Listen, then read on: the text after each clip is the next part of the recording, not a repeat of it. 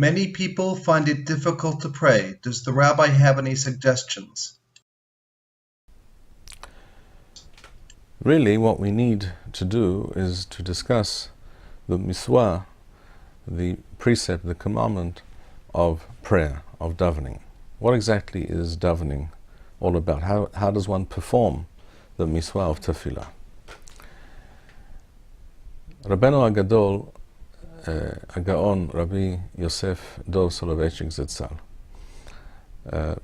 points out in a very, very deep, profound and incisive insight and explanation that there are mitzvot where the actual act that one performs in order to perform this particular mitzvah, and the actual performance, that is to say the point or the moment at which a person can be said to have performed the mitzvah, the act and the performance of the mitzvah are one and the same thing.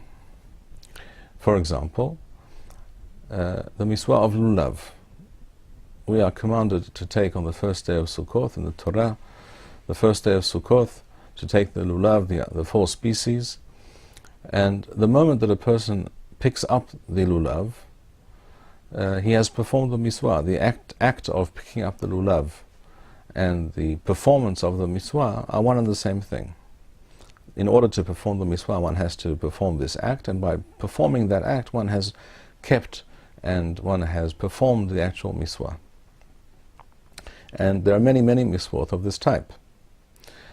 On the other hand, there are mitzvot, Rav Soloveitchik Zitzal points out, where the act that is required in order to perform the mitzvah and the actual performance of the mitzvah are not one and the same thing. Because on the one hand, an act, a physical act, a technical act or action of some kind is required.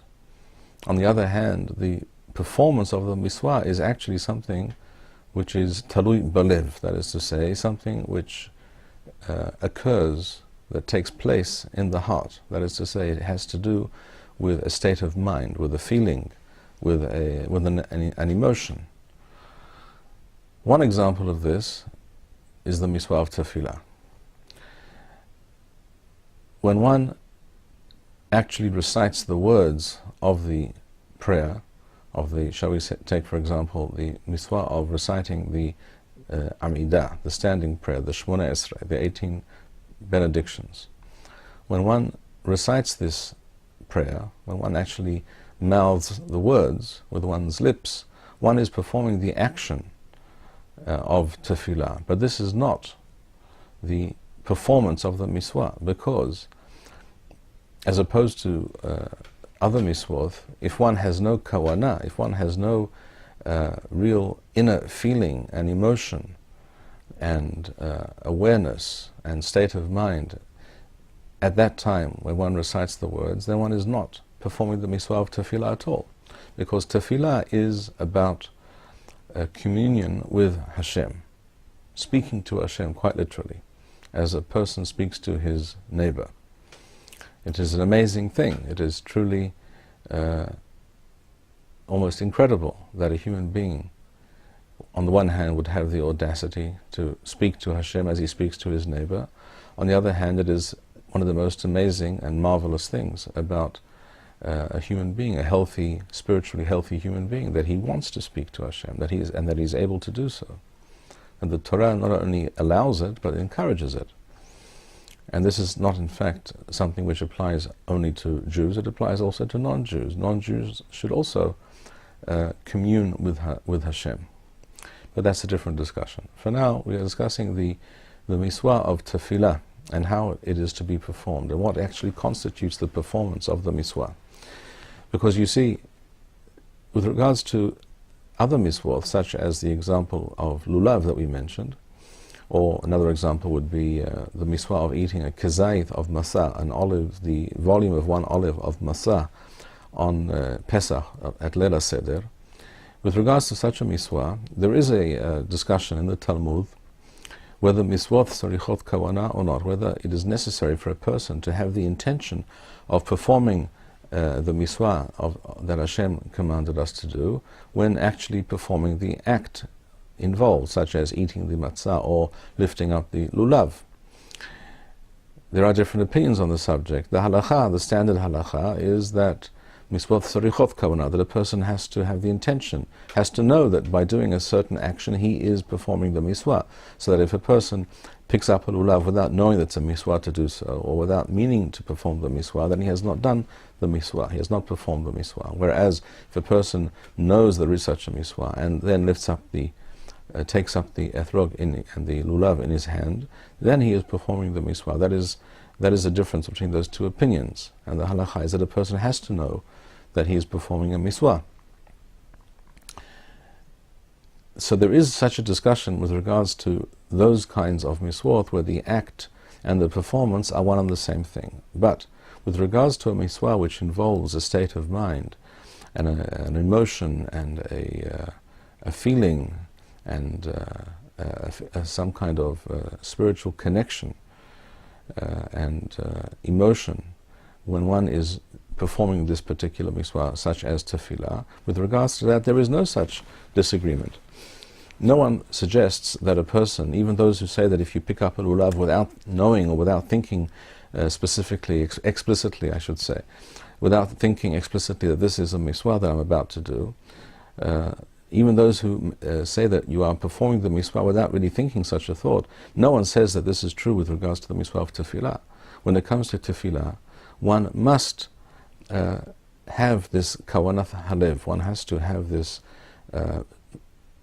mindset, one has to have this awareness of communing with Hashem and wanting and yearning to do so and feeling this deep-seated emotion. If one does not have these emotions, these feelings, these thoughts in one's head and in one's mind, then one is not performing the mitzvah of tefillah, and this is agreed to by all. Another example of such a mitzvah, by the way, similar to tefillah, is Kriyat Shema, the mitzvah of reading the different parashiyot from the Torah that we say twice a day. The action is the actual reading, the recitation of those pesukim, of those verses, of those parashiyot in the Torah. However, if one, whilst doing so, does not think, does not have the intention of Kabbalat Malchut Shamayim, if one does not think about the fact that one is accepting upon oneself the yoke of Hashem's kingship of the universe, of everything, if this thought does not occur to a person, then he is not being Mekabel Malchut Shamayim, he is not thinking or accepting and internalizing this idea, then he has not performed the mitzvah of Kriyat Shema.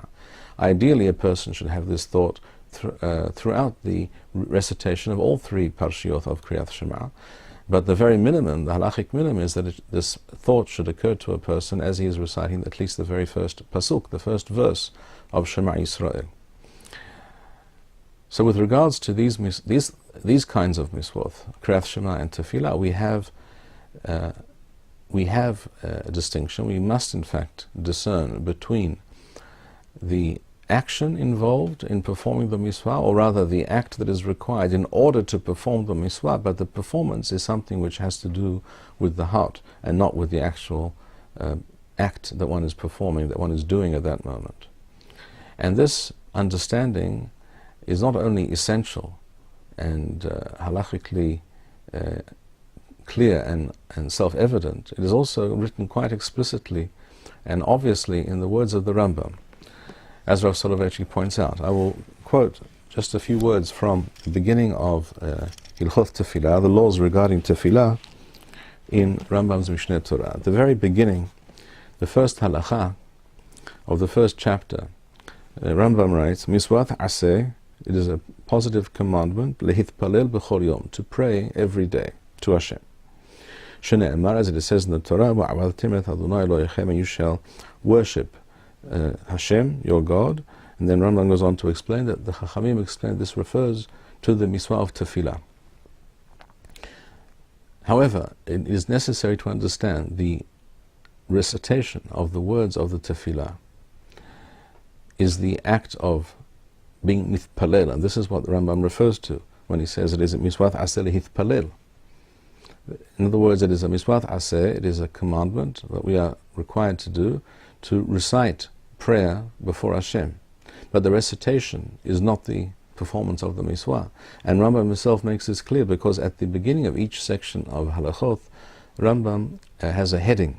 Rambam writes an overall title or subtitle to the particular type of halachot that he's about to address. When it comes to this halacha of tefillah, he writes that the miswah is as follows. He says, La'avod et Hashem, to worship Hashem, b'tefillah, b'chol yom. In other words, you see clearly a difference, a distinction between the title and the opening statement. The title was La'avod et Hashem, to worship Hashem. How?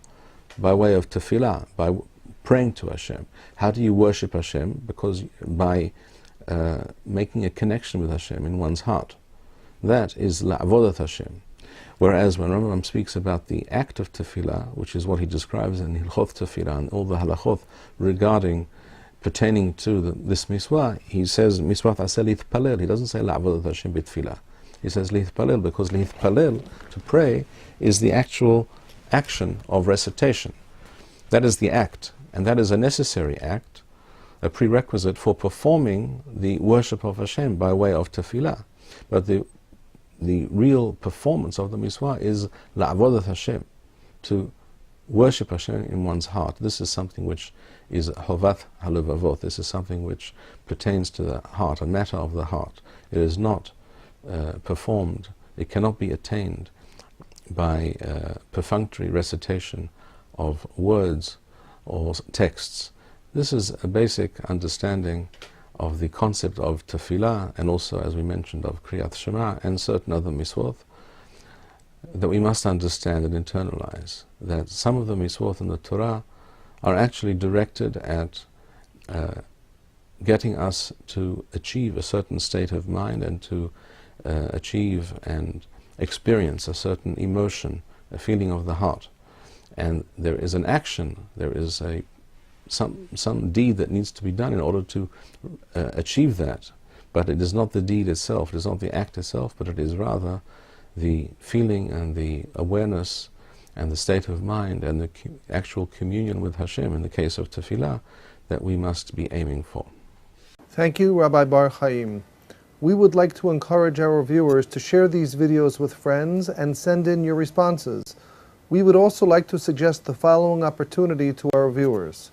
If you identify with Rabbi Bar-Hayim's message and would like to sponsor or dedicate a video interview with the rabbi in honor or memory of a loved one, if you would like to obtain Birkon Nusach Eretz Yisrael or invite the rabbi for a speaking engagement, please email us at office@machonshilo.org.